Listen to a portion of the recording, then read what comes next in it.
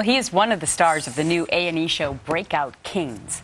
But before becoming an actor, Laz Alonso worked on Wall Street as an investment banker and analyst, and he joins us now. And that's just the beginning of your whole story. I mean, you were on Wall Street, but let's talk about even earlier in life. You lost your father at a young age. Yes. At 15, you were parking cars at a hotel, even though you didn't have your driver's license. Without a license, yeah. I mean, I guess I can talk about it now. And I'm going to make a citizen's arrest.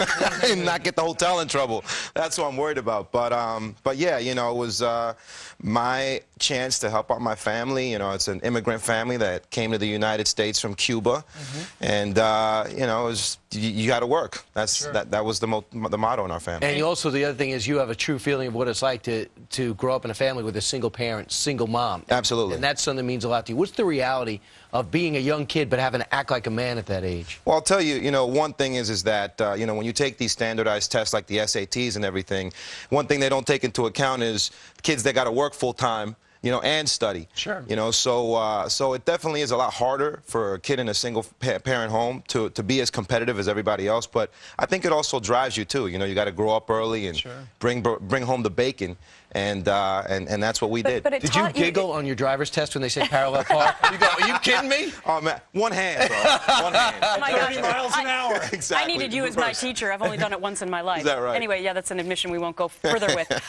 But you had this devotion to family then from an early time in your life. Tell us the story about when you were auditioning for this role and your grandmother passed Well, yeah, the funniest thing about this is that people paint this picture of Hollywood as being like this cold, heartless, just superficial world. And when I auditioned for this role, my grandmother was on her deathbed.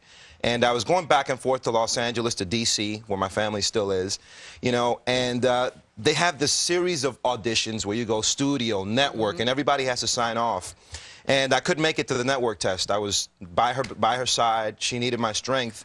And the producers of this show said that because I chose to pull out of the audition process and say, go on without me, they knew at that point that they wanted to give me the job. And so they waited. And they waited as long as it took. And eventually she passed.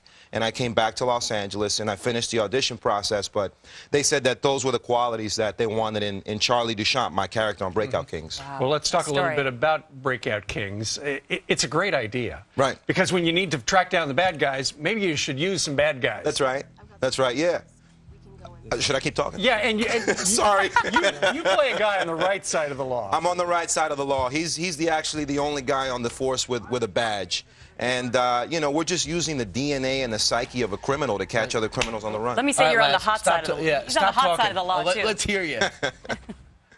Let's hear. Ray, I got this. 3 seconds! Ray, stand down. You're making this worse. Time's up, Frank. Cuff him, Lowry. Put him on his knees.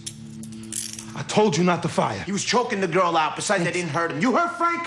I gave you a clear directive. And I handled the situation. This isn't CPA. Sometimes you have to fire your weapon, you desk jockey. Look, I don't know how you see things, but I'm about to clear your vision for you. Oh. No, let's go back to the clip. We're not done. Sometimes you got to trust the bad guy to help you. Absolutely, absolutely. That was Dominic Lombardozzi, who plays my partner. A lot of people know him from The Wire, Entourage, and you know we have this love-hate relationship. But at the end of the day, you know, we work really good together.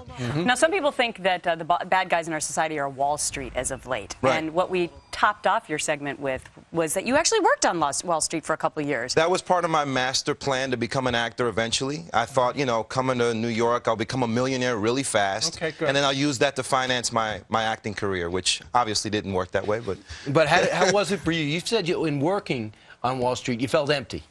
Well, yeah, I mean, the thing is that it's something that I studied. I studied finance and marketing in school. And once I was there, you know, the thing that we're all shooting for, I realized that there was still something left inside of me that was being unfulfilled, and that was a creative side, you know, my right brain. So you've gone from Wall Street now to the Street of Dreams. How does it feel? Feels great. It feels great. You know, I'm very blessed. Things are going well. You know, I'm working. Yeah. And you're not getting paid $1 at a time. No, I'm not. I'm not. I'm keeping my money. I'm not giving it away. Good. No, but you know, but you know, this is, in my opinion, the American dream. You know, my family came here with very little. They scrounged up every penny to send me to college, and you know, coming from a place like Cuba, we in our family do believe that you can achieve anything in America. But the best part about you is that you carried on that tradition in your life, and that story about your grandmother and what that Hollywood studio did is a great story. Thank you. Thank you Thank for you so sharing. much. And March 6th, we'll see it at 10 o'clock Eastern Time. Premieres on Sunday. Yes. All right. Good Thank you job. so much. Thank you, Laz. Well, you may be paying more for energy than